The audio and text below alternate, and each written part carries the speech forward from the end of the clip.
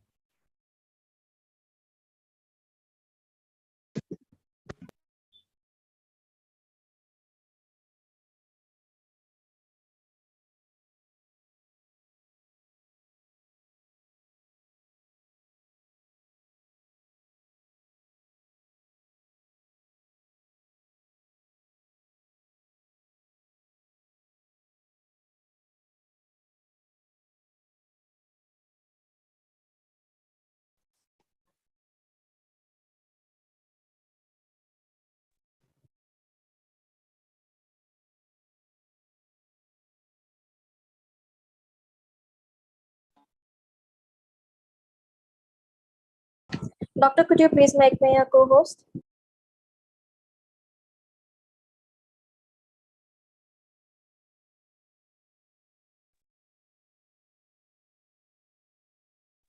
Who? Who will I make co-host? Divya, doctor. Who? Divya.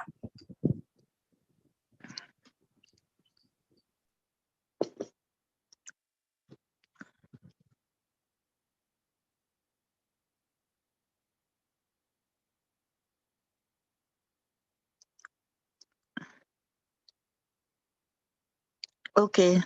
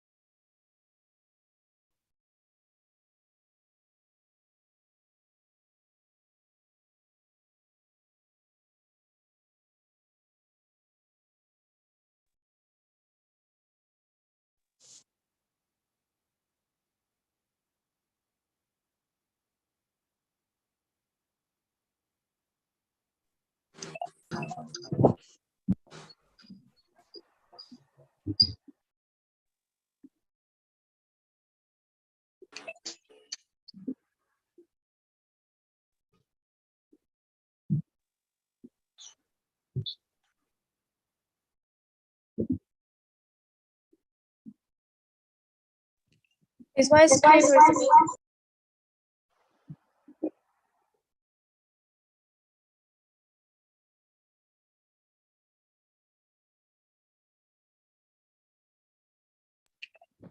Group 1 presenting, doctor. Okay.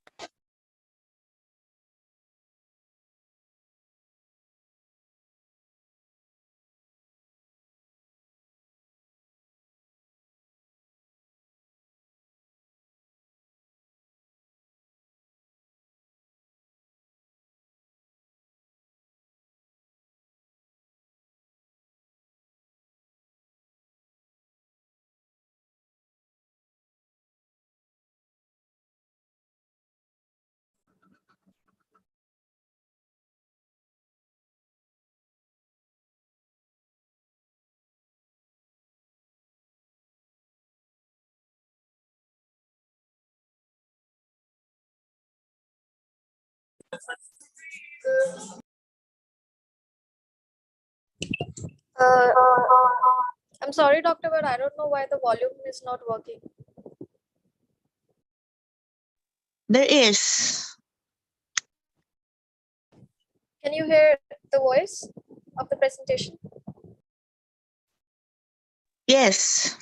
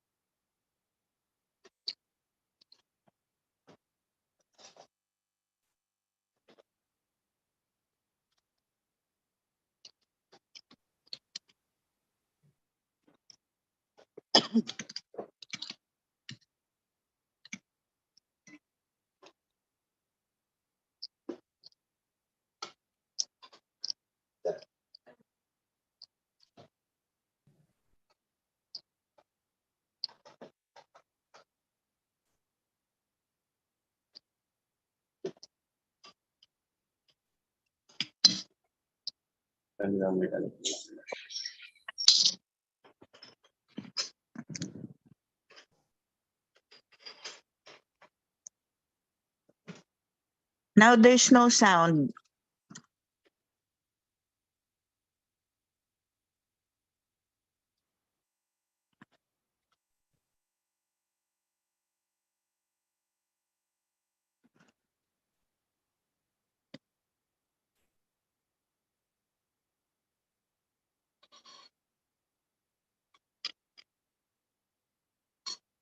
Is it audible now, doctor? When you talk, there's sound, but the video, no sound.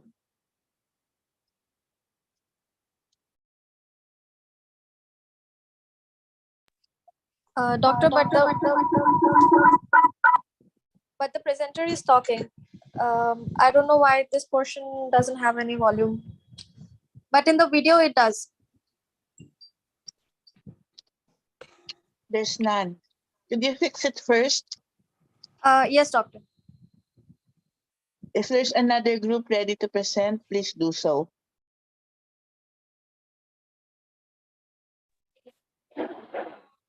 Doctor, can you make me as co-host? The Hyrats and Tojarina.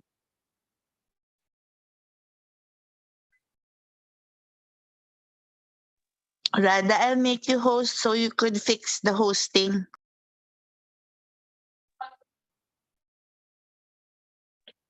Okay, doctor.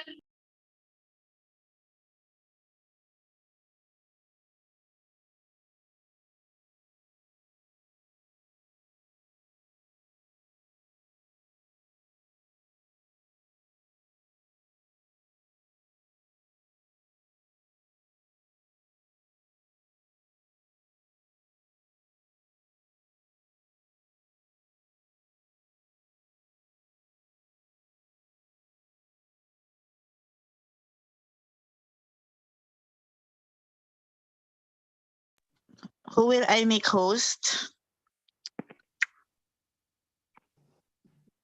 Hyrats and Tojarina. Could you message your name?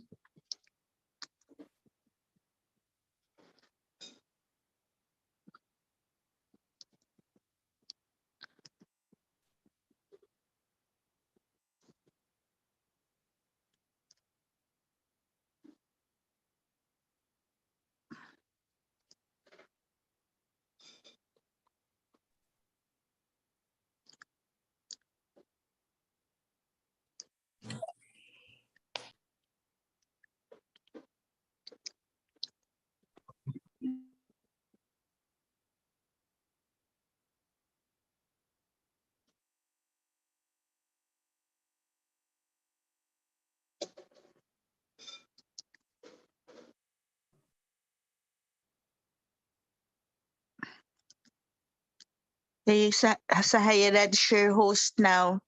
You make the others co-host, okay? Okay, doctor. Thank you.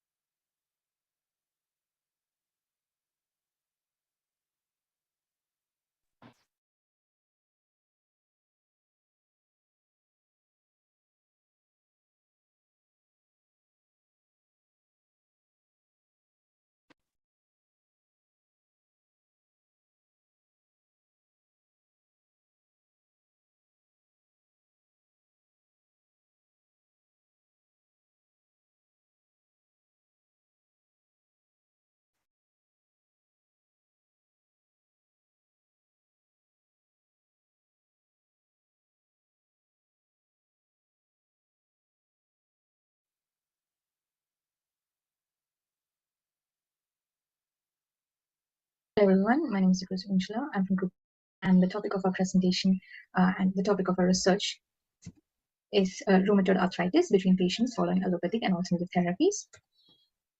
So first of all, the introduction to our core topic or the topic of focus. The aim of this study is to find out the impact of rheumatoid arthritis between patients undergoing allopathic and alternative therapies. Rheumatoid arthritis is a chronic inflammatory and autoimmune disease that impacts joints and connective tissues.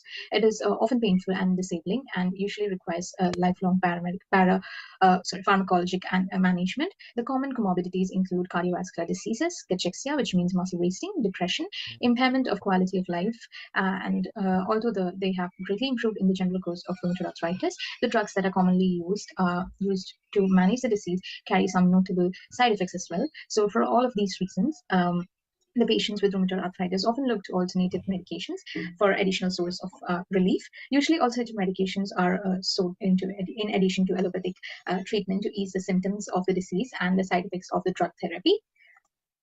Now, the statement of a problem is to find out the impact in rheumatoid arthritis between patients undergoing allopathic and alternative therapies. And the scope of the study is that we will find out the impact of rheumatoid arthritis among 100 patients of age group 40 to 80 living in India to determine the impact of allopathic and alternative therapies in patients with rheumatoid arthritis. And we'll compare the treatment that they use between these patients, these 100 patients. And the type of the study that we're using is descriptive research design. A descriptive research cross-sectional survey was conducted in which the CAM, that is complementary and alternative medical use, and the physician-patient relationship was assessed by self-reported validated questionnaires, and the subject of review or the subject that we are using is the patients who are having rheumatoid arthritis. So next is about the research questions. So there are a total of 7 research questions with subdivisions. So the first question was, what was your age when you were first diagnosed with rheumatoid arthritis? How long have you been suffering from this condition? Second question, what were the initial signs and symptoms that made you consult a physician? Was there any joint deformities, fever, fatigue, or loss of appetite? Third question, is your rheumatoid arthritis hereditary or acquired through your lifestyle? Fourth question, what treatment option did you choose for management of your condition? Was it allopathic or any other complementary and alternative treatment medicine, CAM, like Ayurveda, acupuncture, or any such choices? Fifth question, using allopathic, there are 3 subdivisions for this question. First one, what medications or methods did your physician recommend initially? Was there any diet plans, exercises, medications, tablets, or any such methods included? Second subdivision, how effective was the treatment options and providing relief from your condition? Third subdivision, of using allopathic, did you ever switch or are you planning to switch to other alternative therapies? Of yes, why? Of no, why? Sixth question, of using complementary and alternative treatment medicine, CAM. There are 3 subdivisions for this question. First subdivision, what were the treatment methods that you followed? Second subdivision, why did you choose CAM? Third one, how effective were they in providing relief from your condition? Now, the 7th and the final research question was, according to your opinion, do you think allopathic or complementary and alternative treatment medicine, CAM, are more effective in managing rheumatoid arthritis? Explain your answer. Next is about the general and the specific objectives of our research. The general objective was to find out the impacts in rheumatoid arthritis between patients undergoing allopathic and alternative therapies. And the specific objective was to compare patients taking allopathic treatment versus those taking alternative therapies to know whether the alternative therapies can be used as a complementary or whether it is a good option on treating rheumatoid arthritis. To find out whether other alternative therapies like physiotherapy, acupuncture, exercise, yoga, etc., to name a few, relieves pain and rheumatoid arthritis. To demonstrate methods to reverse or to get rid of rheumatoid arthritis, and finally, to find out why patients seek for alternative therapies. Next is about the hypothesis of the research. The hypothesis was to find whether the complementary and alternative treatment medicine, CAM, like acupuncture, herbal supplements, etc., are more effective in treatment of rheumatoid arthritis than allopathic medicine. Hi, this is Narara Lakshmi Pratyusha. I'm going to present about significance of this study. Significance of this study.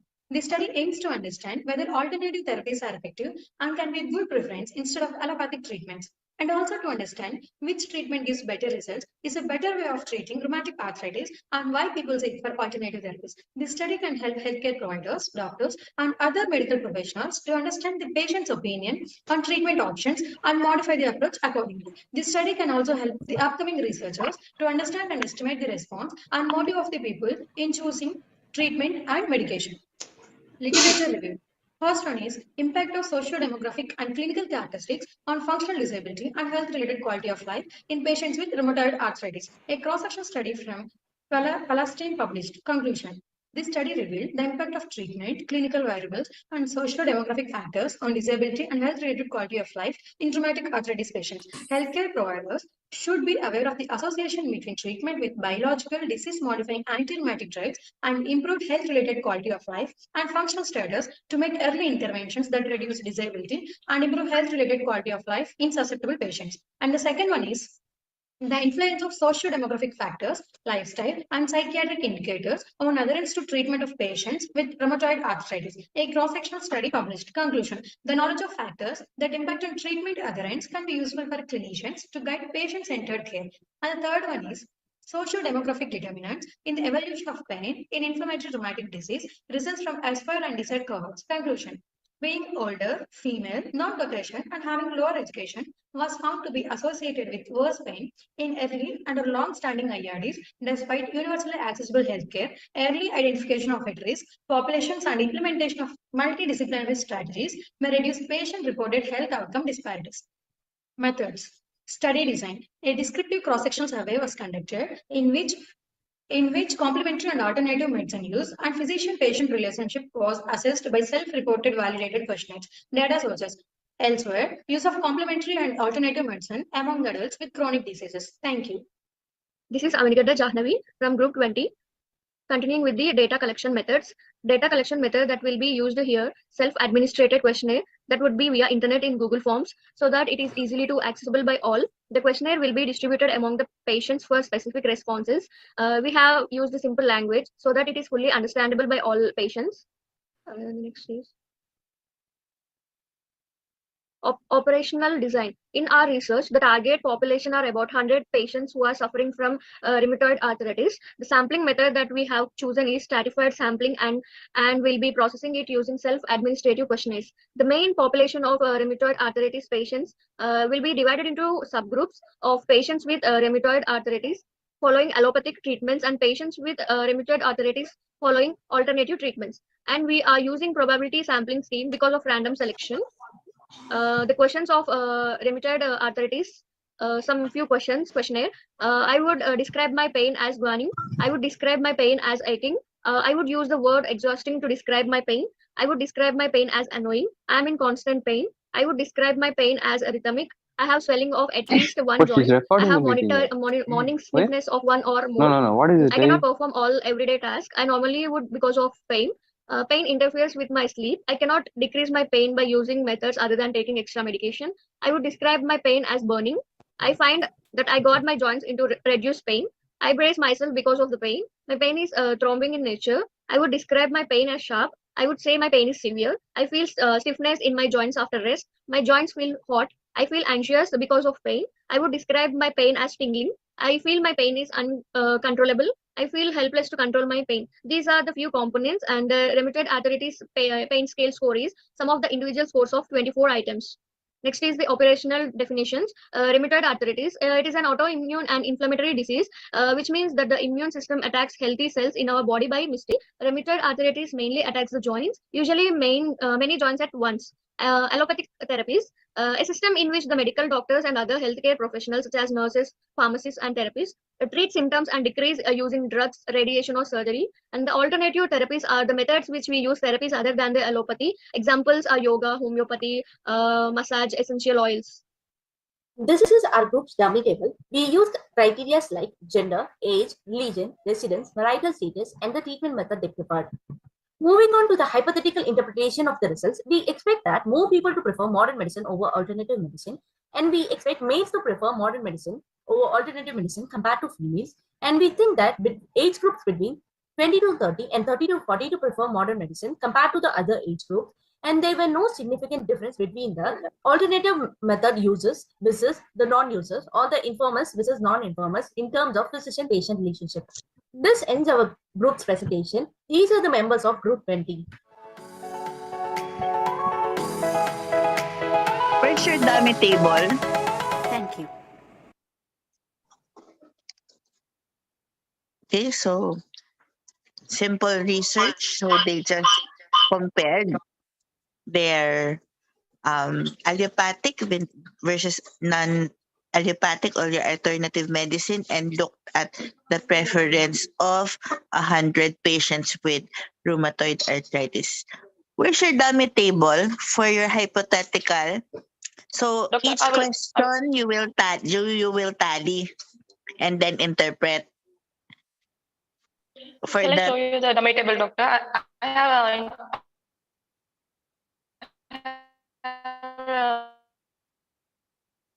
It's okay. So for The treatment method they preferred. Moving on to the hypothetical interpretation of the results, we expect Homeopathy. Examples are yoga, homeopathy, massage, essential, and decrease using drugs. A system in which the medical doctor to prefer modern group's dummy table. We No, what I meant is, so the questions that you use mentioned, I'm criteria feeling pain, etc. You will tally and then interpret. Or just include your tally table in your final paper. Okay, but a good job. Thank you, doctor. See, your research could sh- um could be simple but straightforward, and it will still be an okay research. Okay, protocol. Okay, next Thank you, doctor. next Excuse group, me, please. doctor. Can group 4 go the next?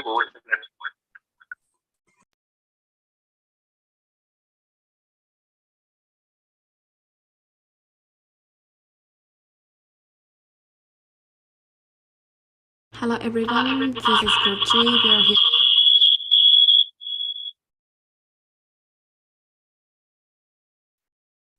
Can we start, doctor? Yes, go ahead. Hello everyone, this is group 3. We are here to propose our research concept titled Prevalence of Varicose Veins Among Prolonged Standing Occupations in India. First, we need to know what are varicose veins. Now, varicose Could you fix the feedback?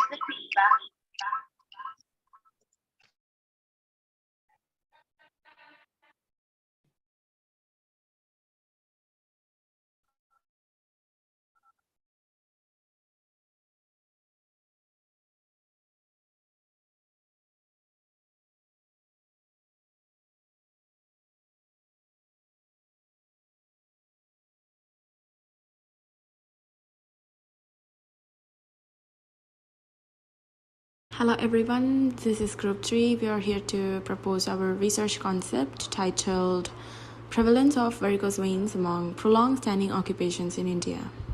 First, we need to know what are varicose veins. Now, varicose veins are the swollen and enlarged veins that usually occur on the legs and on the feet. Now, they may sometimes appear bluish or dark purple in color and are often lumpy or bulging in appearance. The people who are required to be sitting or standing for long periods of time as part of their daily activities are prone to developing varicose veins. And the same is the reason for teachers, security guards, or surgeons who, as a part of their profession, have to stand for long periods of time, which places them at a high risk for developing varicose veins. And there is a high prevalence of varicose veins in India, but very few studies have been conducted among teachers, security guards, or surgeons. Hence, we felt the need to assess the risk factors of varicose veins among them. The following are the research questions. The first is where we have to find out the demographic profile of the respondents in terms of their age, gender, standing hours, and their body mass index. Next, we have to see the risk of varicose veins among patients according to their age, gender, occupation, and their body mass index. Next, we have to find if there is a significant difference between patients with varicose veins who work standing for long periods of time and those who do not. And lastly, to see if there is a relationship between patients with varicose veins and prolonged standing occupation. The objective of this research is to find the prevalence of varicose veins among prolonged standing occupations such as teachers, security guards, surgeons in India, to explore how different age groups, gender, BMI types, standing hours, and occupation play a role as risk factor to get this disease condition, and at last, to spread knowledge and awareness about this condition, the treatment plans available, and precaution methods. Further, when we move to hypothesis, there can be two hypotheses that will eventually be derived First being the null hypothesis, which states that there is no relation between prevalence of varicose veins and prolonged standing occupation. Another hypothesis that can be derived from this research is termed as alternative hypothesis, which states that there is a relationship between prevalence of varicose veins and prolonged standing occupations. Significance of the study. Our study results will help for the population who are working standing for a prolonged time if there will be a positive relationship between varicose veins and standing hours.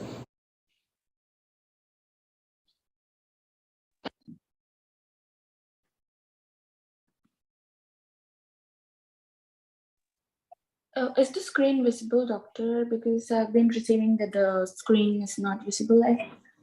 It's not visible to Big Show. Only audio is audible. Okay. I'll fix my video.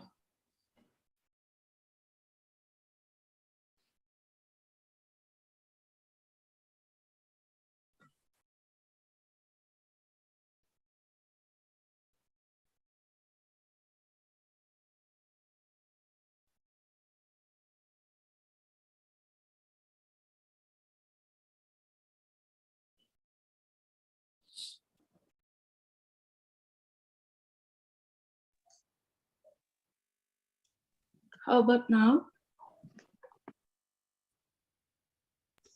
Yes, it's visible. Oh, thank you so much. I'm so sorry.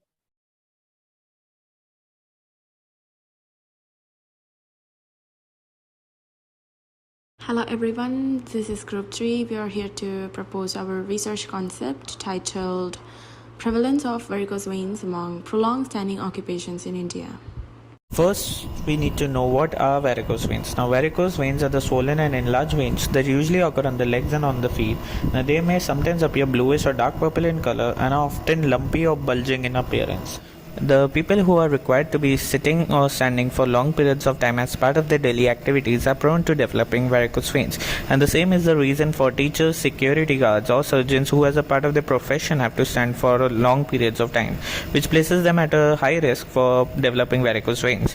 And there is a high prevalence of varicose veins in India, but very few studies have been conducted among teachers, security guards or surgeons. Hence, we felt the need to assess the risk factors of varicose veins among them.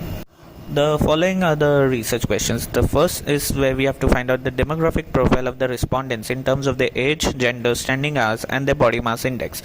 Next, we have to see the risk of varicose veins among patients according to their age, gender, occupation, and their body mass index. Next, we have to find if there is a significant difference between patients with varicose veins who work standing for long periods of time and those who do not. And lastly, to see if there is a relationship between patients with varicose veins and prolonged standing occupation.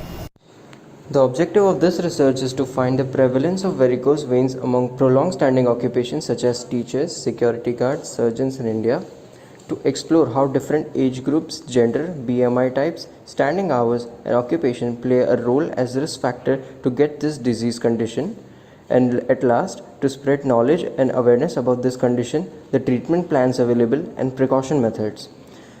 Further, when we move to hypothesis, there can be two hypotheses that will eventually be derived. First being the null hypothesis, which states that there is no relation between prevalence of varicose veins and prolonged standing occupation. Another hypothesis that can be derived from this research is termed as alternative hypothesis, which states that there is a relationship between prevalence of varicose veins and prolonged standing occupations. Significance of the study. Our study results will help for the population who are working standing for a prolonged time if there will be a positive relationship between varicose veins and standing hours. It will be beneficial to spread knowledge and awareness about this condition, the treatment plans available for this, and what are the precaution methods so that it can be prevented. Literature review. Internationally, studies estimating the prevalence of varicose veins are numerous. One population-based study conducted by Vipul Agarwal and others in 2016 on the prevalence of varicose veins among genders reported that 46.7% of females and 27.8% of males were found to be having varicose veins. The result concluded the prevalence of varicose vein is more among females than males. On the other hand, in a study made by Hanadi Jabbar and others. In 2020, he estimated that the prevalence rate of varicose veins were more among men than women in Mosul, Iraq. Many works also analyzed the prevalence of varicose veins among different age groups. As stated in a study conducted among Tamilians by Swati S. in 2015, varicose veins affected 72% of individuals in the age group 60 to 80. The occurrence of a varicose vein was maximum in this older age group, and the prevalence percentage was minimal in the age group of 30 to 40. Another journal, in accordance with Talbo Abdullah and others in 2020, reports that around 62% of the teachers suffering from varicose veins are between 36 and 45 years of age. So in this literature review, we have included 2 articles relevant to our research that shows a relation between the prevalence of varicose vein among BMI and occupation. According to a study conducted by Hanedi Jabba in 2020, the results show that the subjects who suffered from varicose vein belong to a BMI class of less than 30, which accounts 77%. Whereas a study conducted by Kajol Gujar in the year 2020 analyzed that the prevalence were common among 39% overweight population, 27% obese population, 25% and 9% in normal and underweight population respectively. In summary, the prevalence of varicose vein increased with overweight population. The same goes with prolonged standing occupations. A study conducted by Dalbo Abdullah in the year 2020 revealed that the prevalence of varicose vein among teachers was 42% as compared to other occupations. And in other study conducted by Sashidhara in the year 2015, among security guards reported that the prevalence of varicose vein were 43.3%. Furthermore, studies involving nurses as a high occupational risk group for varicose vein were found among many different nations. Talking about our research design, we have chosen cross-sectional under observational study as our design. There are many reasons we chose this design because it is simple, it is cheap, as it will help us since we are still an entry-level researchers. Along with this is one of the study design available to help us find the prevalence and the status of disease directly. And then moving on to our study population, our study will be based on observation of a defined population, that is 200 patients who currently are suffering with varicose veins. And we will try to find their profiles such as age, gender, body mass index, number of standing hours during work, and their occupation.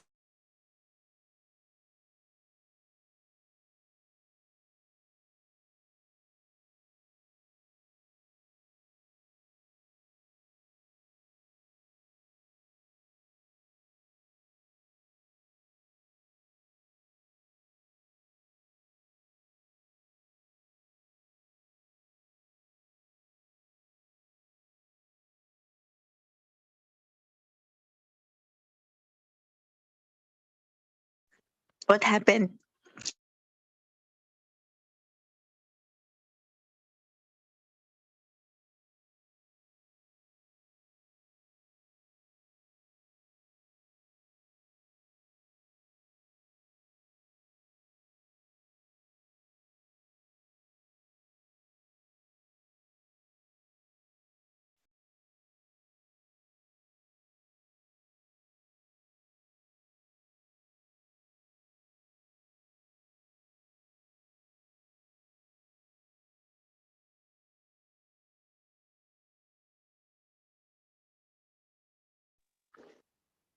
What happened? Can you continue, please?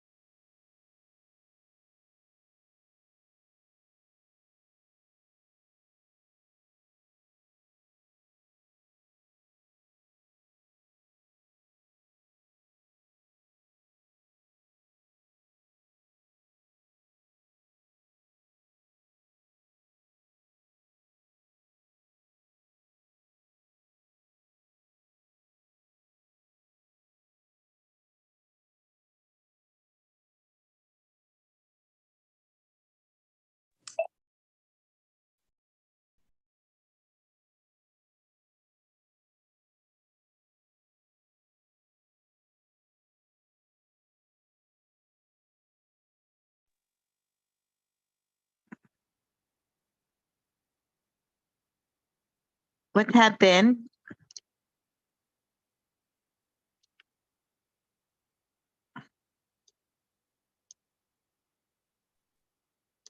Doctor, there is some technical problem. We are restarting the video.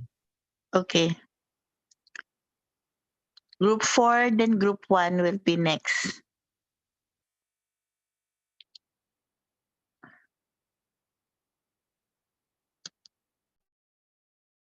Standing for prolonged time, that is more than 4 hours.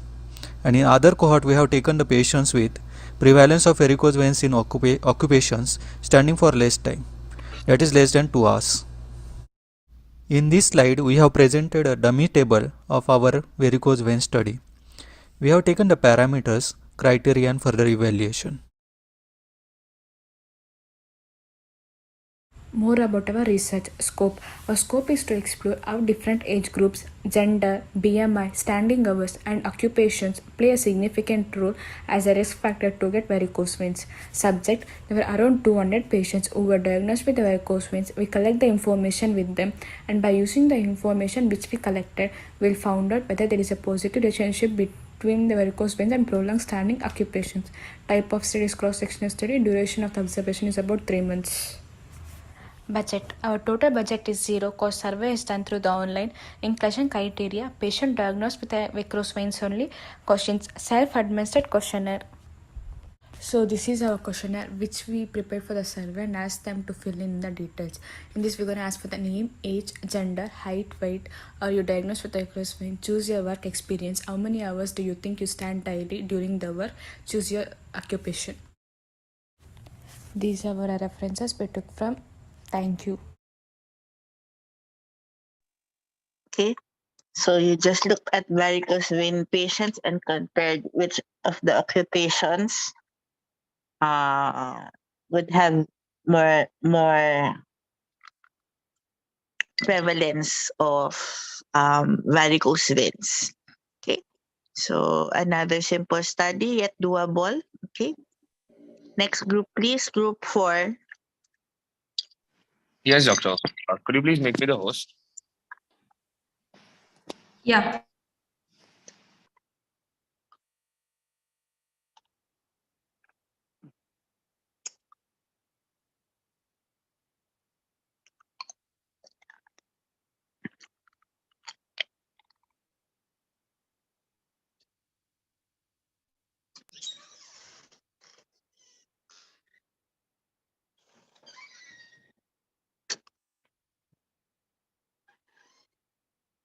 Dental hygiene is a practice of keeping the mouth, teeth, and gums clean to prevent.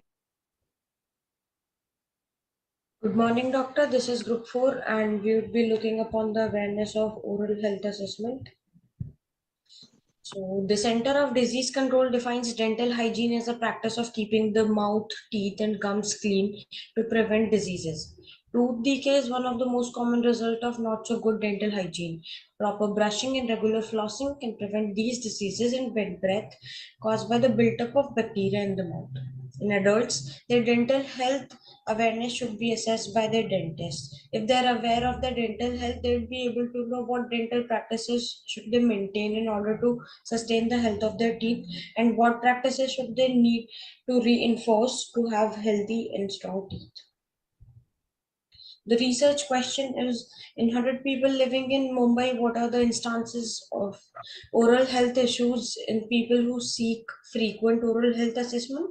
And in 100 people living in Mumbai, what are the instances of oral health issues in people neglecting about oral health assessment? The general objective of the research is to observe the awareness of general health assessment in the population of Mumbai, and the specific objective of the research is to investigate the awareness of oral health assessment in the population of Mumbai, to compare the oral health of population seeking oral health assessment and of population neglecting about their oral health. Hypothesis. The hypothesis of our research is a null hypothesis. People negligent about oral health assessment show less instance of oral health issues. Significance of the study. Oral health is a key indicator of overall health, well-being, and the quality of life. Regular oral health assessment gives your dentist the opportunity to halt any signs of gum disease, screen for mouth cancer, and offer advice how to maintain and improve dental health. Daily oral hygiene can help your teeth and your lungs. You need to deal with bacteria on your teeth and gums before they can spread to the lung. There is a synergic relationship between the oral health and overall wellness. Gum disease is linked to the host illness, including heart disease, diabetes, respiratory disease, osteoporosis, and rheumatoid arthritis. Review of related literature. Research number 1. Assessment of oral health awareness among the undergraduate medical student in Davangere city. It is a cross-sectional survey. A cross-sectional survey was conducted using a self-structured, pre-tested, close-ended questionnaire consisting of 25 questions with an option Likert scale. All undergraduate students of JJM Medical College and SS Medical College were included for the survey. Questions were related to oral health problem and their relationship with the general health. The data was collected, compiled, and analyzed using chi-square test. Oral health awareness among the undergraduate medical student was found to be poor. Final year undergraduate students were found to have a better oral health awareness. Within the limitation of this study, it can be concluded that PSR OHS is governed by various dental health and awareness factors, some in a positive manner, while others in a negative manner too.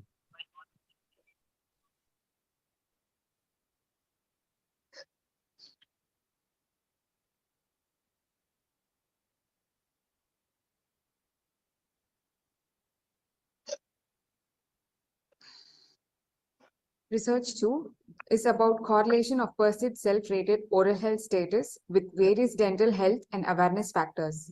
Self-rated oral health is the key element that has a greater effect on quality of life and found to be authentic and logical to consider this as an indicator for overall oral health status. The aim was to investigate and identify the impact of various social and clinical factors on the perceived self-rated oral health status. A self-administered questionnaire was distributed among 600 patients seeking information for age, gender, nationality, education level, and their last dental visit, followed by 15 questions related to social factors. It contains patient self-rated oral health, patient-dentist communication, literacy level of the patient, and dental neglect. It was followed by estimating the clinic and oral health status. It contained decayed, missing, and filled teeth scores as per WHO norms. The perceived self-rated oral health status is governed by various dental health and awareness factors. It can be used as an important tool by a clinician to assess the clinical examination results, which helps to achieve more effective time and patient management. Research 3 is about assessment of the oral health behavior, knowledge, and status among dental and medical undergraduate students. It is a cross-sectional study. A healthy mouth is a unique and priceless treasure, and it is regarded as a fundamental human right to maintain a good oral health. In 2016, the Federal Dental International FDI Dental Word Federation redefined the oral health comprehensively, recognizing that oral health was multifaceted and involved the ability to smell, touch, taste, chew, swallow, smile, speak, and convey a lot of emotions through facial expressions with confidence and without any discomfort, pain, and disease of the craniofacial region. Oral diseases are still one kind of the most prevalent problems that affect the overall health of human being. Periodontitis and dental caries as two major oral problems affects 60 and 36% of people worldwide respectively. Surprisingly, according to the recently issued data acquired from the 4th National Oral Health Epidemiology Survey of China, the caries prevalence rates of children aged 5 and 12 were 70.1% and 34.5% respectively, even higher than those reported by the 3rd National Survey in 2015. The methods. First is research design. This is a descriptive study where researchers seek to understand awareness of oral health assessment. This study will be conducted among 100 people living in Mumbai. This descriptive study will be a quantitative research. This research will use comparative study design to evaluate the awareness of oral health assessment. The subjects will be for the study are 100 people living in Mumbai. The third method is data collection methods. The data for this research will be collected using a survey questionnaire. The questionnaire will be distributed among the citizens of Mumbai. This will be done online using Google Forms. The operational definitions, the oral health. Oral health refers to the health of the teeth, gums, and entire oral facial systems that allows us to smile, speak, and chew.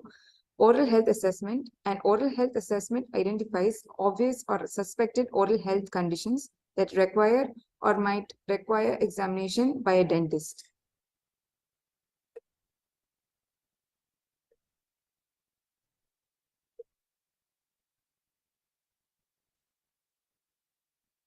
Methods. Research design. This is a descriptive study where researchers seek to understand the awareness of oral health assessment. This study will be conducted among 100 people living in the Mumbai. This descriptive study will be a quantitative research. This research will be use comparative study designed to evaluate the awareness of oral health assessment. What are the subjects? Subjects for the study are 100 people living in the Mumbai. Data collection methods. The data for this research will be collected using a survey questionnaire. The questionnaire will be distributed among the citizens of the Mumbai. This will be done online using Google Forms. Operational definitions. Oral health. Oral health refers to the health of the teeth, gums, and the entire oral facial system that allows us to smile, speak, and chew. Oral health assessment. An oral health assessment identifies obvious or suspected oral health condition that require or might require examination by a dentist. Data processing and analysis. The data collected will be computed, processed, and analyzed using IBM SPSS. During the analysis, mean standard deviation, regression, hypothesis testing, and sample size determination will be used for computation and processing of the data. These are the dummy tables. The first criteria is gender, which is further evaluated under male and female. The second criteria is age, which is further evaluated under category of 18 to 25 years old, 26 to 40, 41 to 55, 55 and above. In the criteria of religion, there are further evaluation under Hindu, Muslim, and Christian. In the criteria of socio-economic status, the further evaluation is conducted under less than 1 lakh, 1 to 5 lakh, 5 to 10, or more than 5 lakh. Data interpretation and conclusion. Oral health assessment and review aims to facilitate the move from an restorative approach to patient care to a preventive and long-term approach that is risk-based and meets the specific need of individual patients. It also aims to encourage the involvement of patients in managing their own and long-term approach that is risk-based and meets the specific need of individual patients. It also aims to encourage the involvement of patients in managing their own oral health. Regular oral health assessment with our clinicians ensure your long-term dental health through oral cancer screening and digital x-rays, keeping you free from pain and focused on teeth for life. Thank you.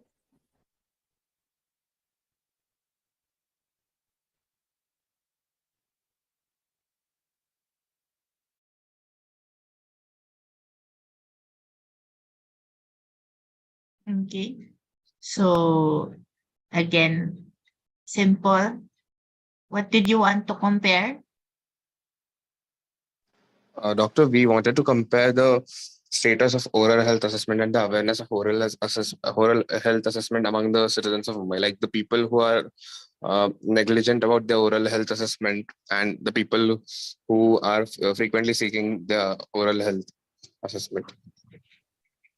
Okay, so again, one of the neglected aspects of health because for doctors, because when we talk about oral health or teeth, oh, we'll just leave it to the dentist. But we will see the importance of oral health will affect the total physical, mental health well-being of an individual. Thereby, we should not forget the importance. Okay, next.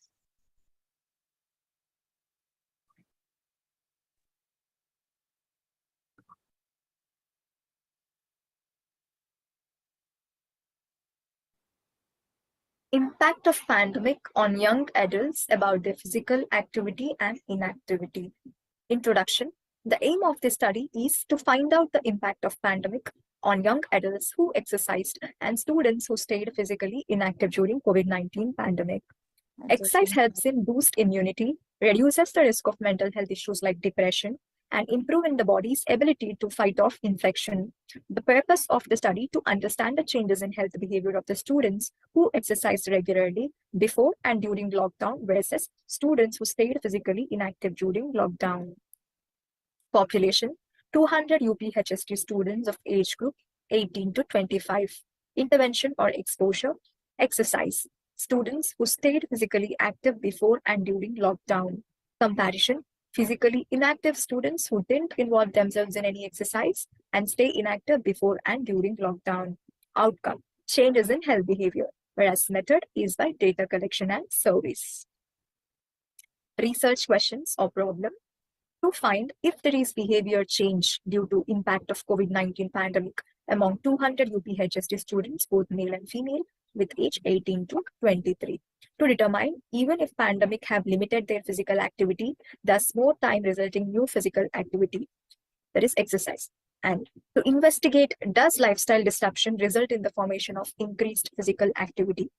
To find out how many students started exercise but stopped midway, and to know why students are not interested in physical activities. To explore and compare the number of students who adopted to exercise, changing healthy behavior versus physically inactive as an impact of pandemic by data collection. Objectives. General objective to find out how many UPHSC students started doing exercise as to improve their physical activity in pandemic. Specific objectives to know why students started to exercise in a pandemic having limited their physical activity. To find out how many students started exercise but stopped midway. To know why students are not interested in a physical activities. To compare the students who exercised versus who stayed inactive. Objectives of the study to find if there is behavior change due to impact of COVID-19 pandemic among 200 UPHC students, male and female with age 18 to 23. To determine even if pandemic have limited their physical activity, thus more time resulting new physical activity, that is exercise. To investigate does lifestyle disruption result in the formation of increased physical activity. To find out how many students started exercise but stopped midway, and to know why students are not interested in physical activities. To explore and compare the number of students who adapted to exercise changing healthy behavior versus physically inactive as an impact of pandemic by data collection.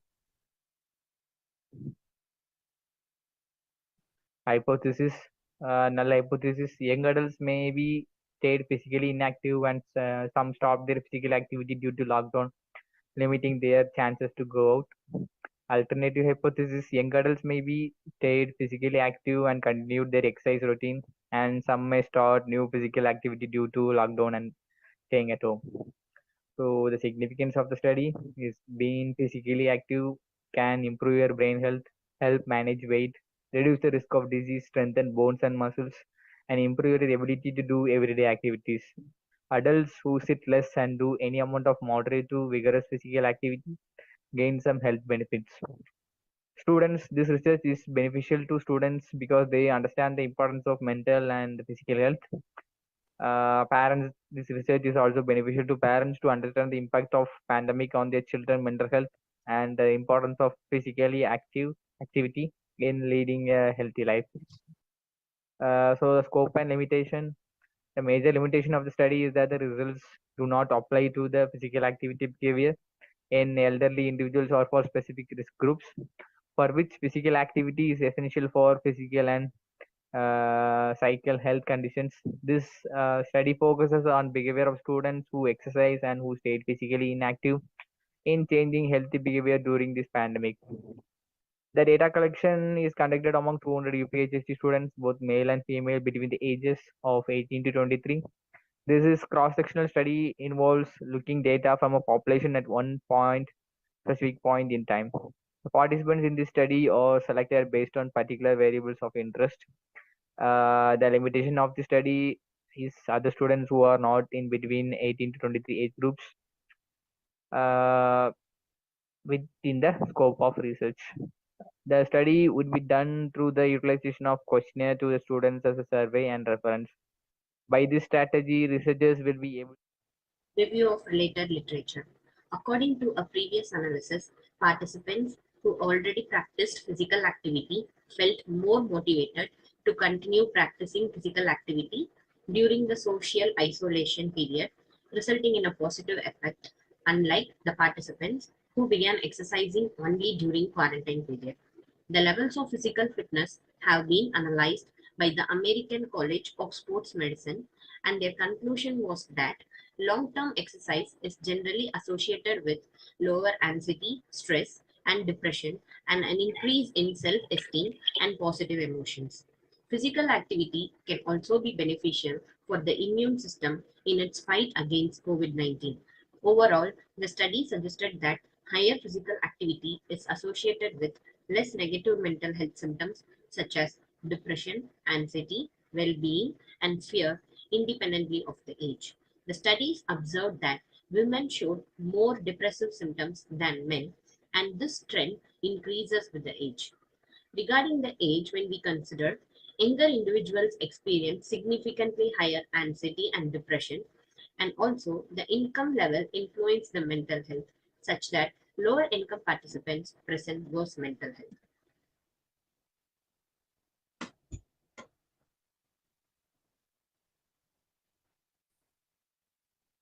The study revealed that there is a positive association between physical activity and mental health during the first year of the COVID 19 pandemic, especially considering the effects of stay at home order worldwide. Thus, public health agencies must provide timely and effective interventions in which physical activity and exercise should be a priority. The increase in physical inactivity associated with longer periods of sedentary behavior can also induce cardiovascular morbidity and mortality due to all the causes. However, individuals who are physically active have significantly reduced mortality due to cardiovascular diseases, even with the longer periods of sedentary behavior, because they improve their cardiorespiratory fitness and prevent various chronic diseases. Being physically active and reducing sedentary behavior during the COVID 19 pandemic are essential to maintain the levels of physical fitness, aiding in the balance and improvement of several physical balances, promoting a better quality of life and general health, in addition to reducing the risk of cardiovascular and metabolic diseases at any time, including the COVID 19 pandemic. The initial COVID 19 pandemic restrictions have differentially impacted upon physical activity habits of individuals based upon their age and sex, and therefore have important implications for international policy and guideline recommendations. Public health interventions that encourage physical activity should target specific groups, for example, men and young adults who are most vulnerable to the negative effects of physical distancing and or self. Discussing about the methodology of the research, we used cross-sectional study design that's observational in nature. Using cross-sectional design, we can interpret the prevailing conditions existing among our desired population. We can also find the overall impact of exercises on mental health and body's overall immune system among the students. We can clearly establish how the pandemic has influenced the physical fitness of students by using cross-sectional study. As our research design is quantitative, we can easily interpret the results by conducting survey using questionnaire among our selected subjects of research. Study population is where the sample is selected from the target population to be the subjects of research. Our study mainly aims to determine the impact of pandemic on physical activity using sampling method of 200 UPHST students from age group 18 to 23, both male and female. This will allow us to assess the physical activity of UPHST students with a smaller representation of 200 UPHST students. The inclusion criteria for our research is subject should be UPHST students belong to the age group of 18 to 23, male and female, students who exercise before and during lockdown, students who does not change their activities. The exclusion criteria, the students who are not studying in UPHST does not belong to age group 18 to 23 who does not want to participate in the survey. Operational definition. Exercise and physical activities are great ways to feel better, boost your health, and have fun. Variables. The frequency of exercise undertaken or how often you exercise the intensity of exercise undertaken or how hard you exercise, the time you spent exercising or how long you exercise for. Parameter: at least 150 minutes of moderate aerobic activity or 75 minutes of vigorous aerobic activity a week, or a combination of moderate and a vigorous activity. Data collection. We collect data using Google Forms and questions related to our topic, which contains of open-ended questions like, for example, do you feel good by practicing exercise during lockdown? Do you believe it is necessary to exercise during lockdown? The questionnaire was disseminated through WhatsApp, email, and other social media platform. The students of University of Perpetual Help System Delta, 200 members will be our participants in giving their responses. 200 students who possess smartphone with internet connectivity will be participating in this study, which is very common in modern society. We ask students to in age group of 18 to 23 on the gender of male and female to give responses to make statistical data. Demographic information of respondents: name, gender, age, education, year level. This is the questionnaire we will ask for respondents. The questions are: do you feel good by practicing exercise during lockdown? Do you feel motivated to exercise due to lots of free time at home? Do you believe it is necessary to exercise during lockdown? Do you stop your exercise routine during lockdown? Did you enjoy doing exercise during lockdown? Do you feel less energetic whenever you do not practice exercise during the lockdown? Do you feel pressured while started doing exercise and stopped midway? Do you think that exercising maintains your physical and mental health? Data processing and analyzing. Data extracted from the respondents' characteristics or gender, age, translating the answers on questionnaire into a form that can be manipulated to produce statistics. A table was made for analyze depending on the nature of research question. The answers were provided in a 4-point Likert scale from always, ranging from always to never. Specifically, 1 is always, 2 is sometimes, 3 is rarely, and 4 is never. Graphs and charts are visually appealing ways to share data. Descriptive statistics were calculated according to the nature of the measure. Frequency and percentage were provided for categorical data, whereas arithmetic average and standard deviation were provided for continuous data. Hypothetical interpretation. We interpret that people who engaged in physical exercise during quarantine when they did not previously do so would have resulted in feeling pressured to spend time engaged in physical exercise, and such individuals did not always receive professional guidance in their training. When not planned, targeted, or individualized, workouts can lead to feelings of discomfort. However, people who practiced physical exercise before quarantine and continued to do so, example practicing more than twice weekly, had relatively good self-well-being, thus maintaining the beneficial effects of exercise in both non-confinement and confinement contexts. The lack of exercise at home and the common awareness of improving immunity during the pandemic have prompted a large number of people to pay more attention to sports and exercise. Despite the challenges, studies on physical exercise during the pandemic confirmed the positive impact of physical exercise on mental health and the immune system. Regular physical exercise during the pandemic can relieve psychological stress, improve the public's mental state, and effectively enhance the immune systems. Both planned and unplanned physical activities are important explanatory variables for mental health, whether it is before or during the lockdown. Recommendation: physical activity during the pandemic can reduce psychological pressure, prompt physical and mental health, and improve the quality of life. Further research is needed to contribute to the development and implementation of public health interventions to encourage various physical activities across different social groups.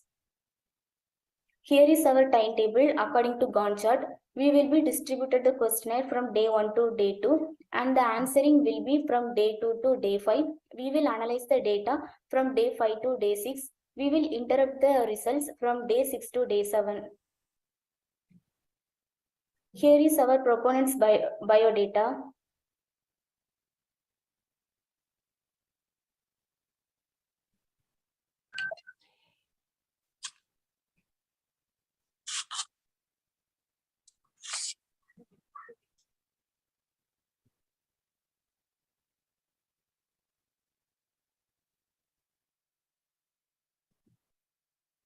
Thank you. Thank you. Okay, thank you. So it looks at the lifestyle, physical activity, pandemic, and comparing and the effects. Okay, I appreciate that you included the Gantt chart timetable for your research protocol, and that's one of the important things that we must follow in any research protocol or project that we embark in, because oftentimes that's the one that's not followed or delayed. Okay, next group, please.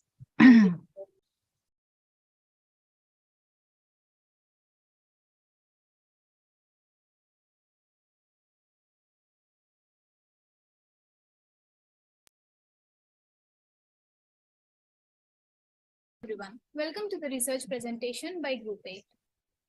Title of the research: Opinion, Awareness and Acceptance of Menstrual Cup versus the Sanitary Napkin among 200 women living in India. Introduction: Menstruation is a natural and unavoidable part of the lives of women and girls. Poor menstrual hygiene, however, can pose serious health risks like reproductive and urinary tract infections, which can result in future infertility and birth complications. When girls and women have access to safe and affordable sanitary materials to manage their menstruation, they decrease the risk of infections. Through our research, we intend to find out opinion, awareness, and acceptance of the menstrual cup versus sanitary napkin among 200 women living in India. The research questions are: what is the opinion, awareness, and acceptance of the menstrual cup among 200 women living in India? And the next question is: what is the opinion, awareness, and acceptance of the sanitary napkin among 200 women living in India? Research objectives. Our general objective is opinion, awareness, and acceptance of menstrual hygiene products among women living in India. And the specific objectives are opinion, awareness, and acceptance of sanitary napkin among 200 women living in India. The next objective is opinion, awareness, and acceptance of menstrual cup among 200 women living in India, and the opinion, awareness, and acceptance of the menstrual cup versus the sanitary napkin among 200 women living in India. Null hypothesis. Opinion, awareness, acceptance of menstrual cup is more than that of sanitary napkins among 200 women living in India. Significance: menstrual hygiene is very important for various aspects of lives of those who menstruate. Therefore, it is important that they have a deep understanding of the various menstrual hygiene products available in the market. All of these products come with their own norms and methods of use. By conducting this research, we seek to understand the opinion, awareness, and acceptance of conventional menstrual hygiene products like sanitary napkins as compared to newer options like menstrual cups among women living in India. Review of system. Title: Menstrual Cup Awareness among Reproductive Women. In this study, the knowledge, attitude, and acceptance for the use of menstrual cup among the educated group is well appreciated. Even though many people are aware, the knowledge level are poor and lot of misconceptions are observed in many. There is a huge gap between willingness to use and the actual use of menstrual cup. Title: Adolescent Schoolgirls Experience of Menstrual Cup and Pad in Rural Western Kenya. A qualitative study. A randomized controlled feasibility study was conducted among 14 to 16-year-old girls in 30 primary schools in rural Western Kenya to examine acceptability, use, and safety of menstrual cup or sanitary pads. Girls using cups preferred them to pad. Advantage of cup and pads over traditional items provide optimism for MHM programs. Review of literature. The result of the comparison of the use of sanitary napkins, tampons, and menstrual cup in terms of hygiene and safety, environmental impact, and effectiveness showed that menstrual cup were superior to the other two products. In conclusion, the alternatives menstrual sanitization tools besides sanitary napkins or tampons and menstrual cups. This paper can be the basis for further research using different research design to obtain more complete data. Research design. This descriptive study will be a quantitative research. This research will use comparative study design to evaluate the opinion, awareness, and acceptance of menstrual cup versus the sanitary napkins. Subjects: 200 women living in India from ages 18 to 50. The women will belong to various socio-economic and religious backgrounds. Ages are from 18 to 30, 30 to 40, 40 to 50. Socio-economic status: this is per annum, less than 1 lakh, 1 to 5 lakh, 5 to 10 lakh, more than 10 lakh. Religion: Hinduism, Muslim, Christian, and others. Data collection methods. The data for this research will be collected using a survey questionnaire. The questionnaire will be distributed to women living in India. This will be done online using Google Forms. Operational definitions. Menstrual hygiene. Menstrual hygiene management or menstrual health and hygiene refers to access to menstrual hygiene products to observe or collect the flow of blood during menstruation, privacy to change the materials, and access to facilities to dispose of used menstrual management materials. Sanitary napkins.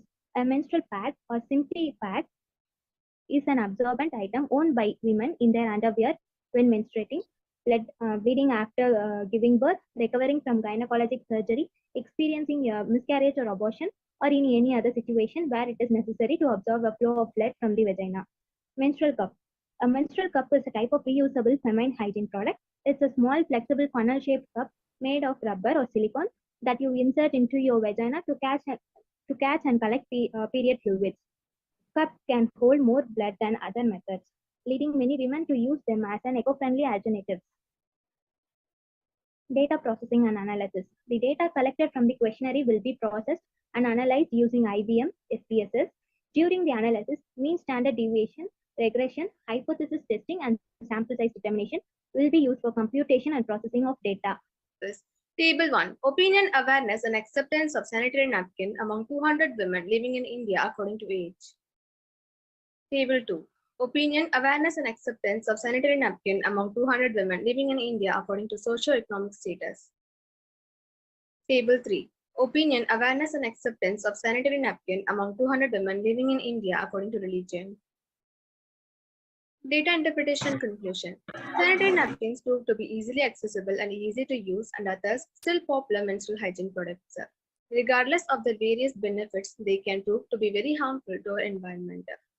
The more sustainable choice, menstrual cup, is still met with apprehension due to the difficulty to use as well as lack of awareness and safety.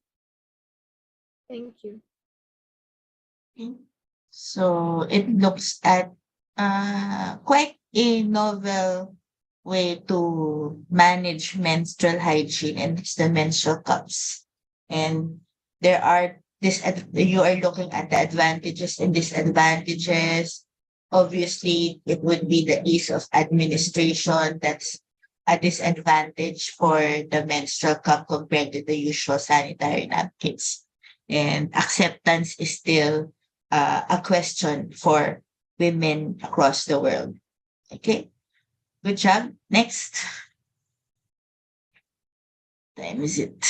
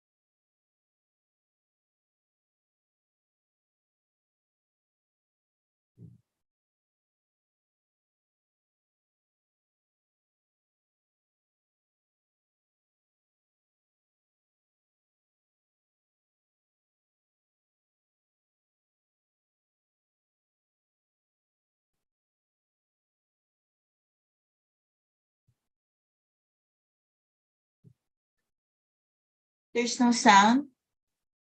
Let me fix.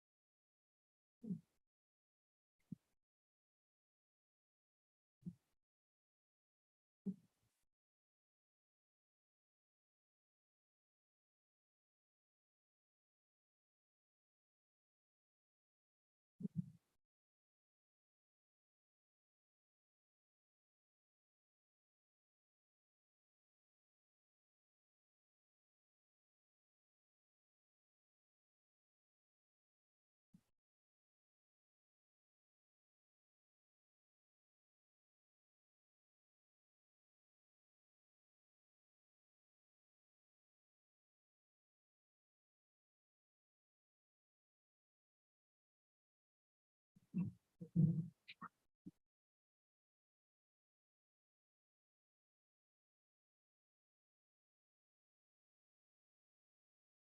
you fix there's no sound?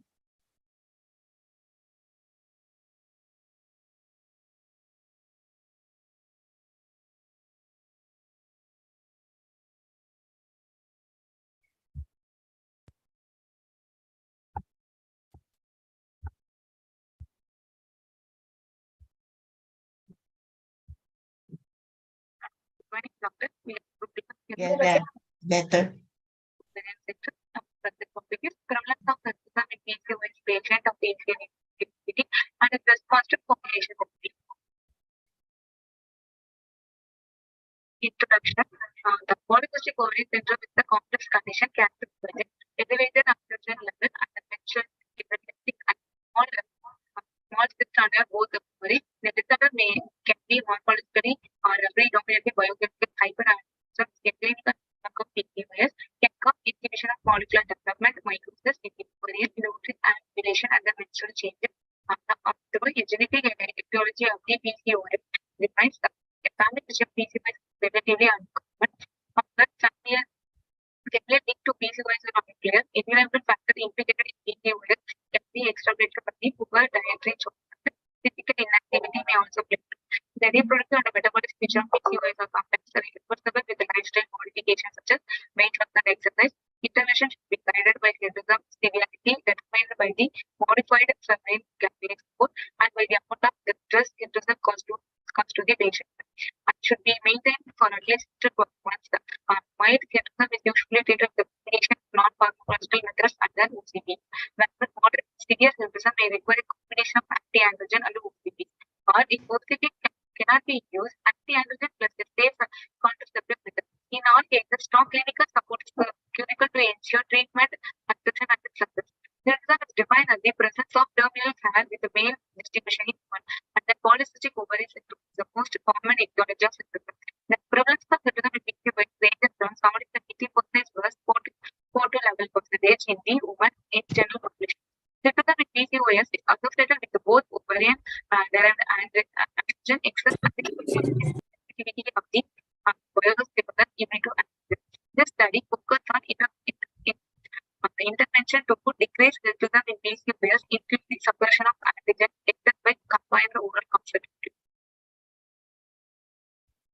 Objective of these studies. General objective is to check the prevalence of autism in PCOS patient of Asian ethnicity and its response to combination therapy. Special objective is to find out the prevalence of autism in PCOS patient to attain Asian ethnicity, to the current treatment course followed by the patient, and if it is given satisfactory results. To check for improvement in patient condition who are under the combination therapy and compare treatment with the procedure and the treatment of the demographic profile is image and treatment. One, what is the prevalence of autism in PCOS patients of ethnicity when according to age and treatment? There is a significant difference between patients. Can you improve audio? It's not clear.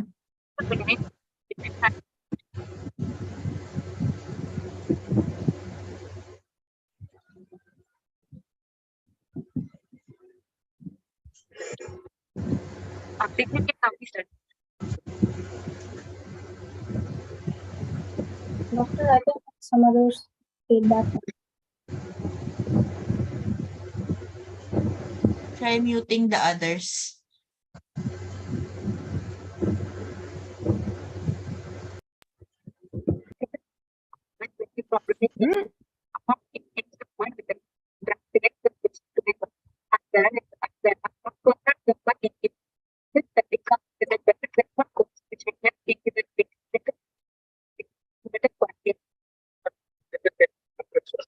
And we can move forward with review of the lecture topic starting with at the 2009. The article displays the degree of hyperpixelation in independent hydrogen levels, which is an important determinant of this negative based process. Autism is so prevalent among these populations that can present an extensive quality of life. It is possible to attempt to analyze the population and therefore possible populations of steady in order to choose and develop the most adequate treatment options.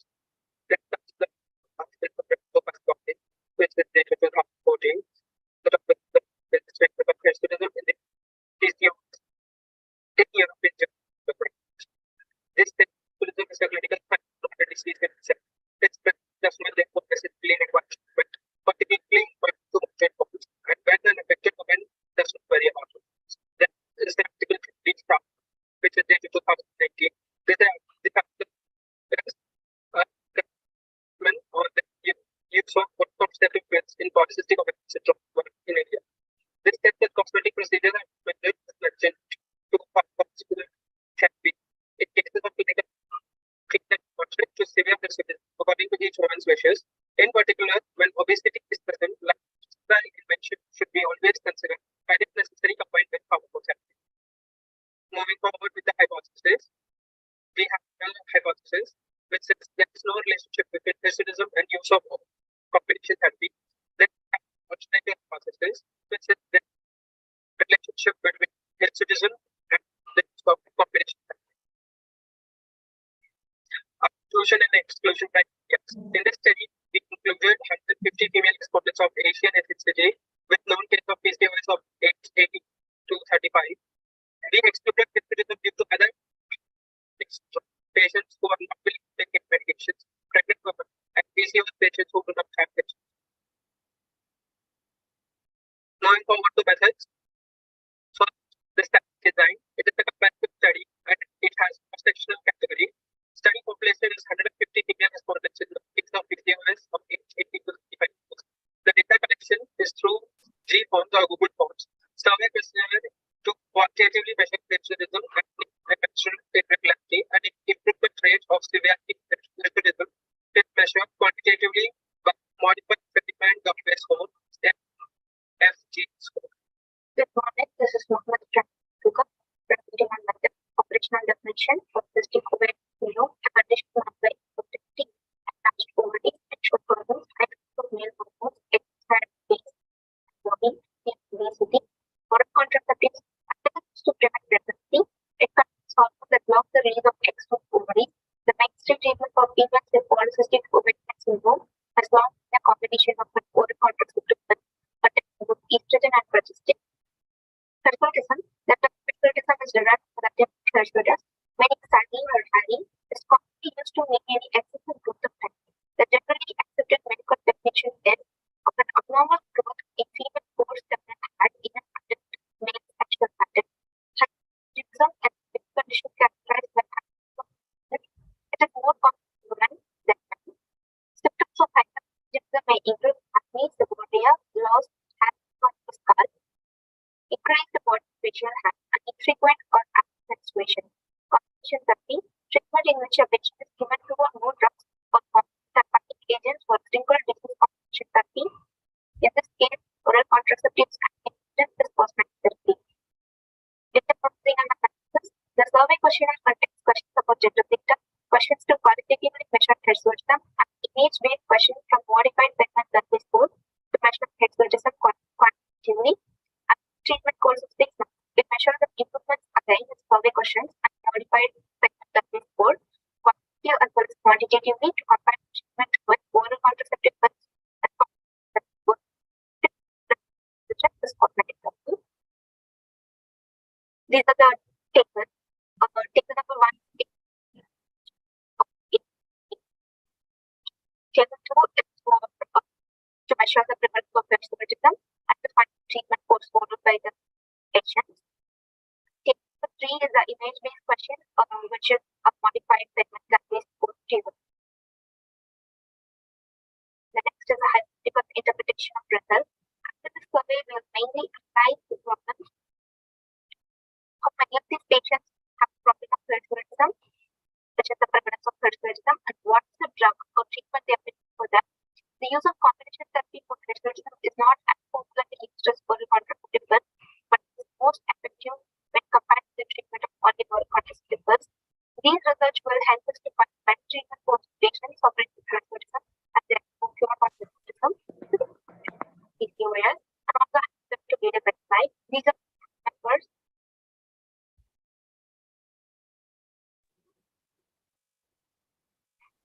Okay.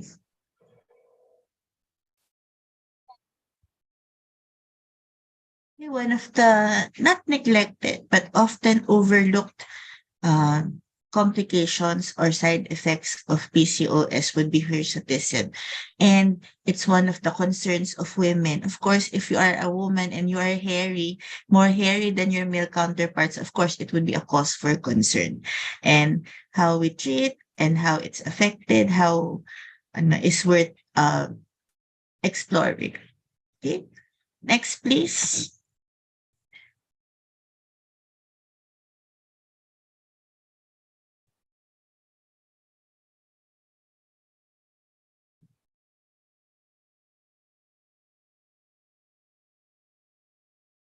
Who's next?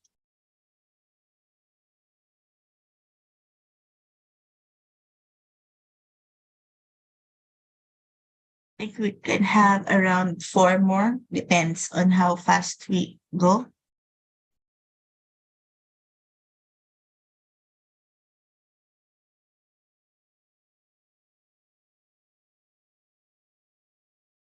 Just a minute, doctor.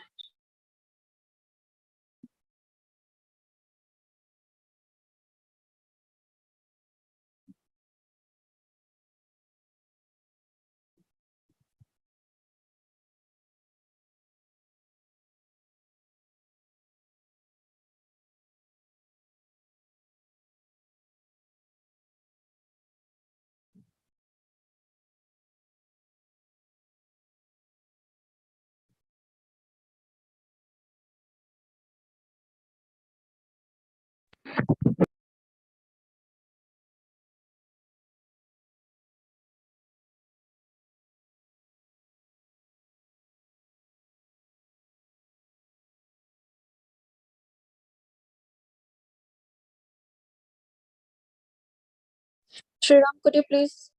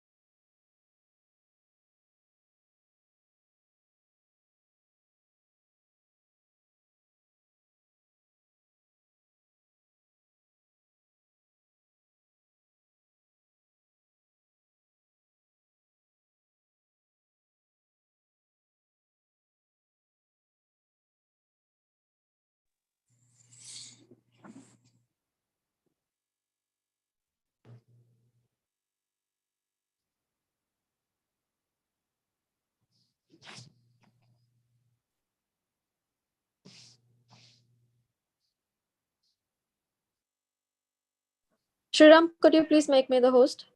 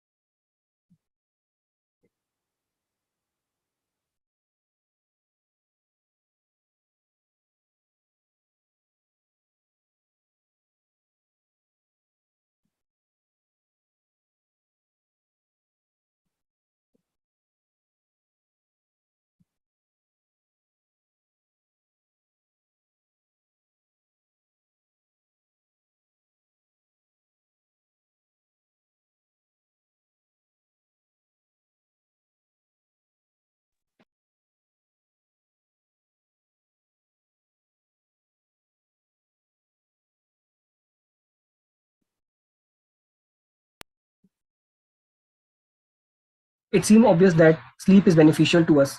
We know that going without sleep for too long makes us feel terrible. Scientists have gone to great lengths to fully understand sleep's benefits. In studies of humans and other animals, they have discovered that sleep plays a critical role in immune function, metabolism, learning, and other vital functions.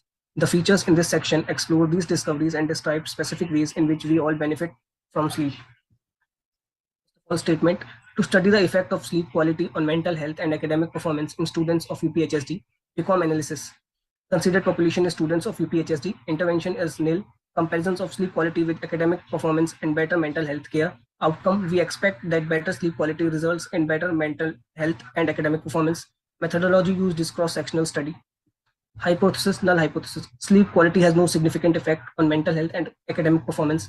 Alternative hypothesis: sleep quality is one of the many factors that may affect mental health and academic performance. Research objectives: first of all, the general objective to determine sleep quality in students of UPHSD in association with academic performance, and second, to determine sleep quality in students of UPHSD in association with the mental health.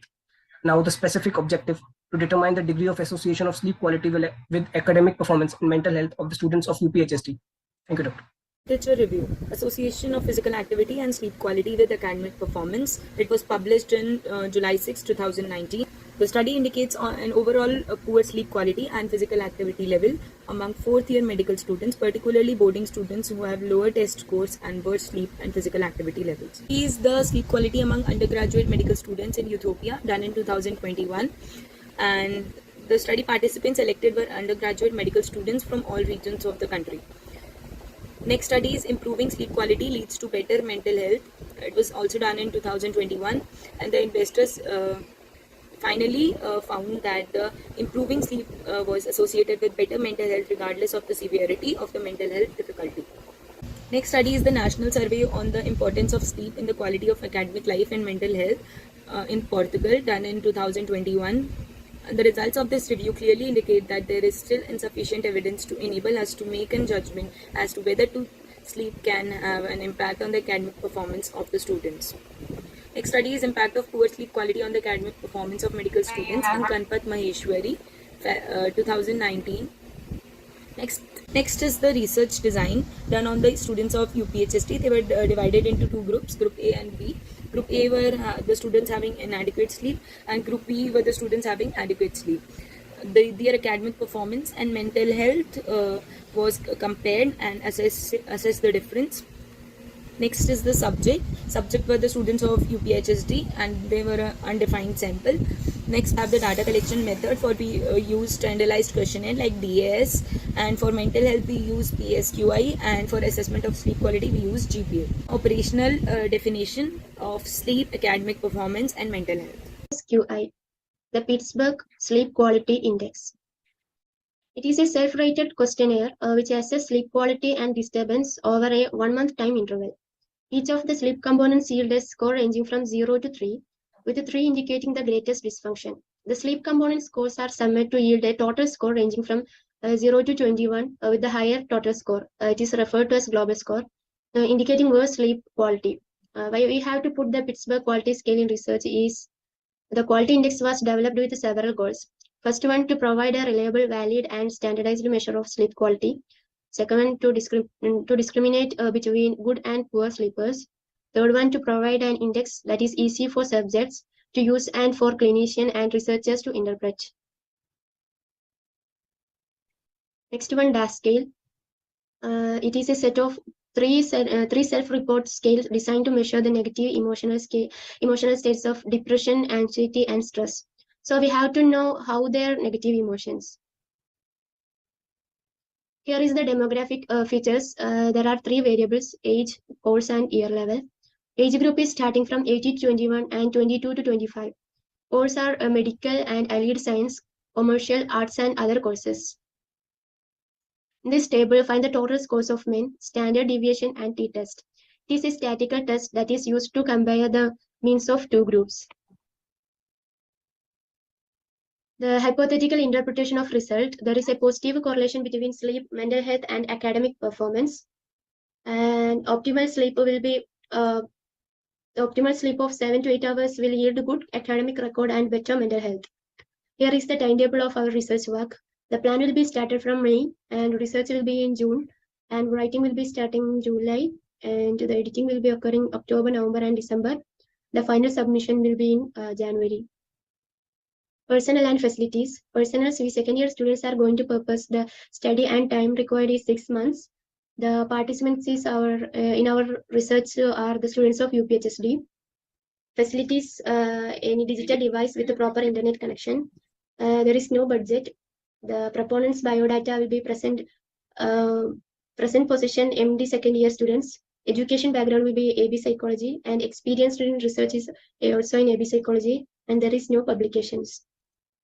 Research approach. In this study, we are going to do research on student of University of Perpetual Health System Delta to find out how the sleep quality of student affect their mental health and academic performance. Study design. Observational descriptive study. Sampling technique. We are using simple random sampling of our research. Data collection method. We are making a questionnaire which include all the information we needed to study and making the student to fill it. Population of interest. Student of University of Perpetual Health System Delta. Inclusive and exclusive criteria. Inclusive criteria. Student with normal sleep awake cycle. Exclusive criteria. Student with insomnia. Student having migraine, stress. Student taking anti-anxiety drug. Ethical guidelines. While obtaining the questionnaire, we are not going to force any student to fill our questionnaire. Personal information of the student will not be disclosed. Critical appraisal. In the study conducted by Fez and Soket on subject of sleep quality and its effect on academic performance. Over 797 students in the Public Medical University of Karachi, Pakistan. This study done was observational and cross-sectional study. The study was done on all 797 students using a structured questionnaire to obtain the demographic information and Pittsburgh Sleep Quality Index. To assess the academic performance of student, the grade point average were used. Study shows that 62.24%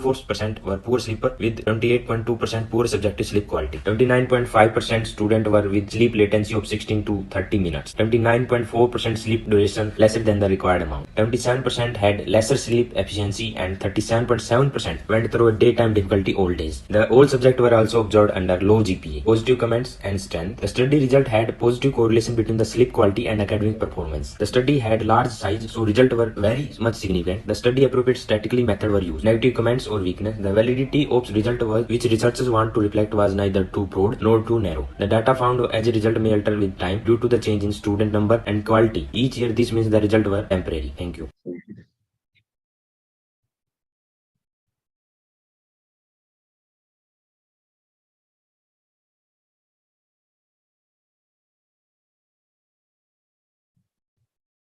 Okay. How will you get the academic performance?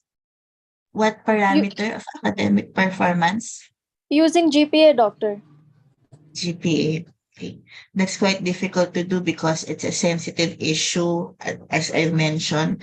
But again, protocol, we will not collect data anyway. So, but that's the problem that I see that you may encounter if I will ask you to proceed with the project and collect data.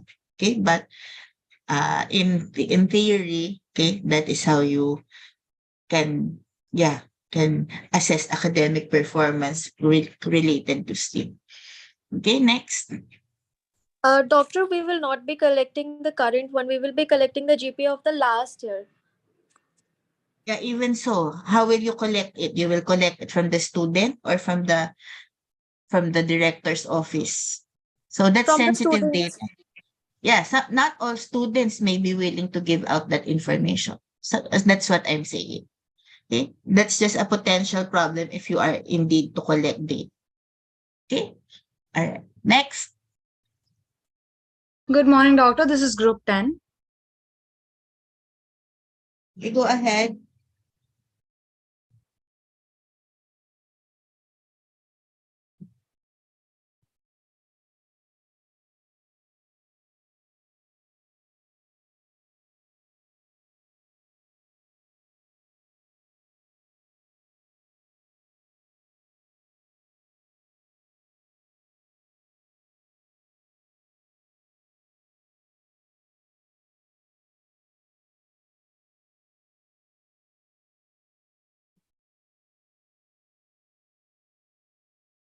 No sound. Could you fix? Yes, just a minute.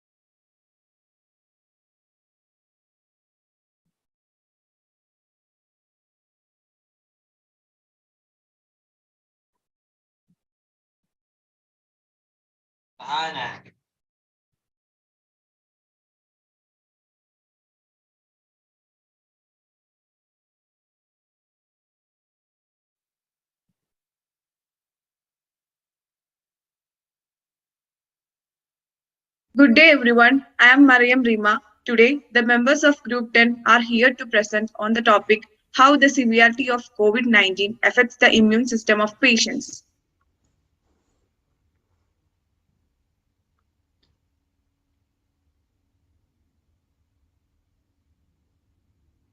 The topic has been adequately explained by the PICOM format.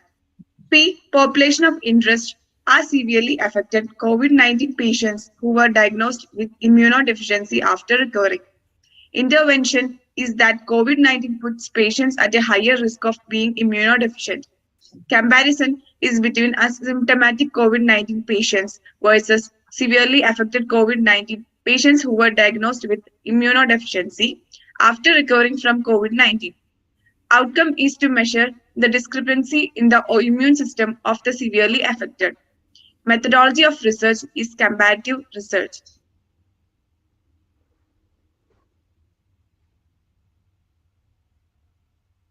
The statement of the problem are severely affected COVID-19 patients more likely to have an immunodeficiency after recovering from the disease.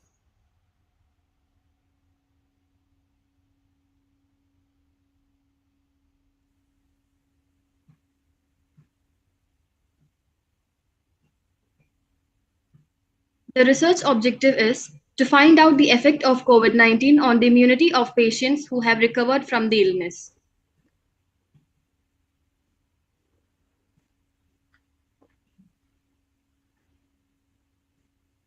The general topic is COVID-19 and the specific topic is immunodeficiency.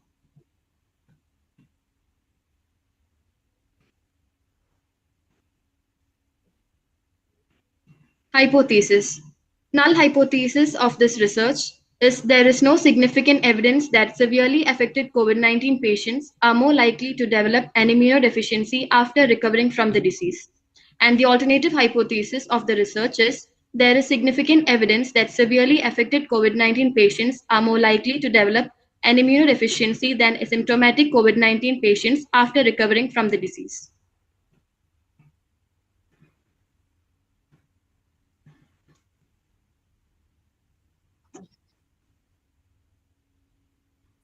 Significance of the study. The result of the study will provide significant data regarding the discrepancies found in the immune system after the patient has recovered from COVID-19. It will help us target the common deficiencies amongst the recovered COVID-19 patients. Review of related literature. Article 1. Topic includes immune dysfunction following COVID-19, especially in SARS patients. Objectives. In-depth research on the characteristics of SARS causes to identify SARS individuals earlier and quicker to provide early intervention and treatment. Comparison of clinical characteristics between healthy people and COVID-19 patients, and then these features between severe and mild cases. Article 2. Topic includes SARS-CoV-2 infection causes immunodeficiency in the recovered patients by down-regulating COVID-19 expression in B cells via enhancing B cell metabolism. Objectives. The main objective of the research is to identify the people who are affected with immunodeficiency after obtaining SARS-CoV-2 by down-regulating COVID-19 expression in B cells via enhancing B cell metabolism. Article 3. Topic includes immunodeficiency associated lymphoproliferative disorders and lymphoid neoplasms in post-COVID-19 pandemic. Objectives.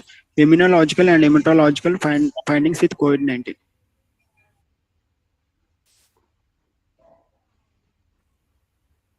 Next, we are going to see the topic methodology. In the topic of the methodology, we have to going to see for research design. First of all, the research design is a framework of research methods and the technique chosen by the researcher to conduct a study. Here we use the cohort research design. Cohort studies are used to study incidence, causes, and prognosis. Here a cohort study is one of the observational study design which is used to evaluate the association between exposure and disease. In a cohort disease, investigator follow a group of people over time. In our research, we have a patient who are severely affected with the COVID-19 and investigate if they have developed immunodeficiency after recovering from the infection. COVID research design help us to get a clear report about the data of investigate and less bias to obtain answers to a specific question. And the next is subjects. The target population is a group of individuals that the intervention intends to conduct research in and draw conclusions from. In our research, the people who suffered from COVID-19 are our target population without considering their immunity problems after COVID-19. The next is the data collection method. The survey allows you to collect data about opinions, behaviors, experiences, and characteristics by asking directly. The questionnaires can be distributed, and the Google Forms can be distributed online. The close-ended questions with specific options will be provided for maximum accuracy. To check for reliability, does your measure capture the same concept consistently over time? Does it produce the same result in different contexts? Do all questions measure the exact same concept?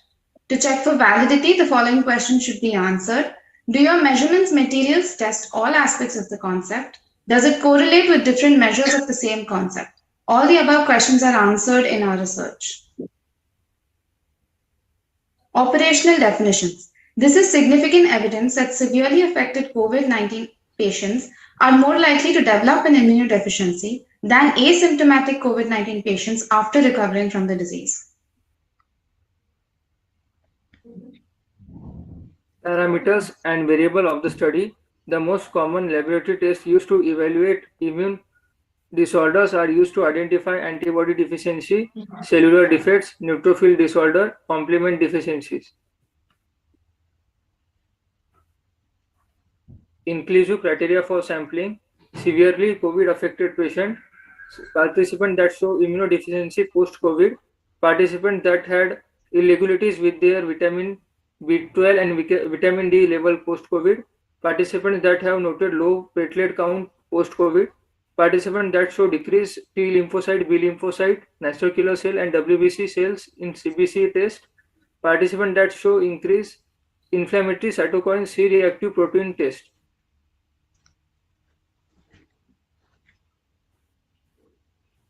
Exclusive criteria for sampling.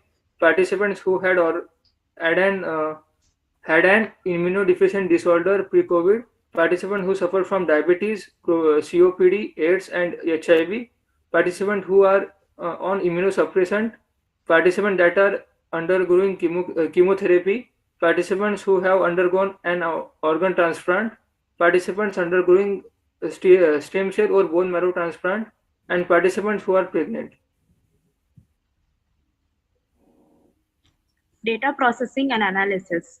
For the chosen topic, 1 out of 5 statistical analysis can be chosen. Mean standard deviation, regression, hypothesis testing, and sample size determination. The dummy table. Plan tables and figures which are basically an outline of a table or figure which will be used to present the result. Dummy table has empty cells which are to be populated after the data analysis. So this is divided into 3 topics, that is criteria, further evaluation, weightage of response. Our first is COVID-19 severity, whether it was mild or strong, the type of COVID-19, which was symptomatic or asymptomatic, if the patient had immunodeficiency presented, post-COVID-19 recovery, if there were vitamin B12, vitamin D, platelet count irregularities, CBC test irregularities, C-reactive protein test irregularities, or if the patient had diabetes before they had COVID. Others being if they suffered from HIV or AIDS before they had COVID infection, if they're currently taking any immunosuppressants, if they have undergone any chemotherapy recently, if they've recently undergone any organ transplant surgery, have had a possibility of being pregnant. Hypothetical interpretations of the result. The interpretation of the result will overwhelmingly suggest discrepancies in tests conducted for checking the immune system after the patients have recovered from COVID-19.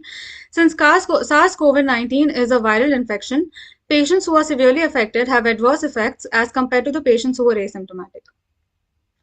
The timetable, we've used the Gantt scale to present the timetable, which has been divided into the planning, questionnaire, standardization, translation, survey, data analysis, and reporting according to the months.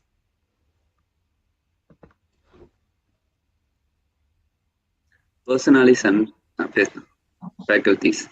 Personnel means the employees, contractors, and other person employed by the operator in the connection with the providing the service. Which person shall be located at or provide service at the facility. The faculty person includes faculty managers, on-site operating staffs, on-site back office and supporting staff, and on-site managers. Personnel likes doctors, nurse, healthcare providers, family members of the patient were required. Next slide, please.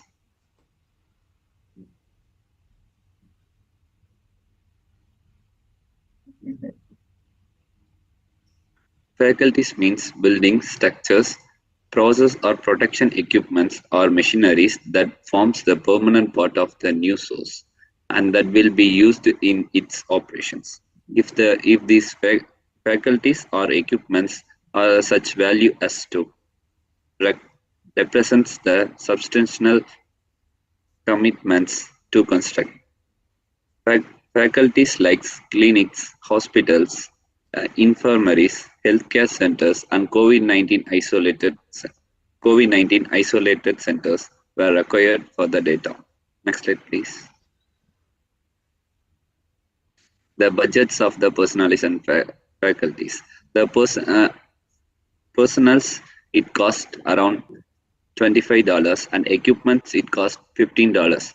For supplies it cost $5 and transportation it cost $30 and communication it cost $5. For accommodation it cost around $90 and for food it cost $60. The total budget of the personalities and faculties are total $230. Thank you. These are our group members. Okay, thank you. So it looks at your immunologic status, excuse me, after COVID infection, and it is indeed ongoing research for most, and they are still establishing since coronavirus is a new as a novel virus, hence opened a lot of research opportunities for researchers alike, epidemiologists, etc. Okay, so we will continue for the next meeting. How many groups are left? Around how many? Okay, so for those who have presented, please submit your final paper. Email also your slides so that we could check. Okay.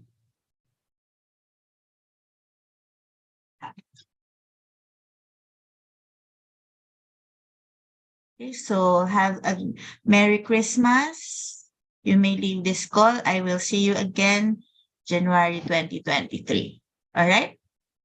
Merry Christmas, Doctor. Merry Christmas.